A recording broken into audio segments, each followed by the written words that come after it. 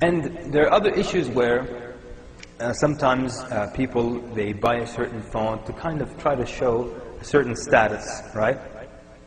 Now, the scholars make an exception if the phone, your suit, your car, the way you dress is part of, the business persona, let's call it. That you're trying to, make clients feel that you're a professional, you have a professional business, so you dress well, you have a nice car, and you have a phone that's a PDA that shows you're organized. They say that's not a problem.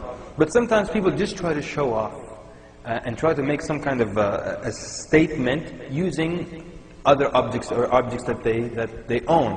So you'll find someone who has an iPhone, which is supposedly the coolest phone, right? Yeah?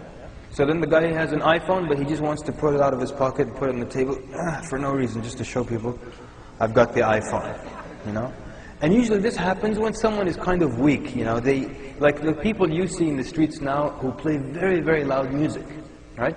These people, they don't have hearing problems. They're actually doing it for you. They're making it really loud because they want to get attention.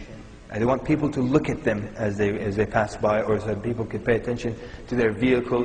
Because they don't have anything maybe up here or enough iman, so they feel nothing is great about them except what they have, what they own, what they possess. And this, like, I always give the example, one time we're going to Jum'ah, so we're 4 brothers, 4 big grown men, and we're going to Jum'ah prayer. And 3 of us have our cars parked this way. One of us even had a minivan. And there was the fourth guy, we were just introduced to him, so we don't know him very well. He insisted we go all the way to the back of the building to take his car to the masjid, you see. So 4 grown men were walking all the way back to the back of the building, and when we get there, his car is a 2-seater Mercedes. And we're 4. And then, when we get there, he does this fake thing. He's like, oh, it won't fit? What do you think? It's a 2-seater, and we're 4. What do you think? 3 of us will cram into the front seat or something. You didn't notice, you don't have a back seat.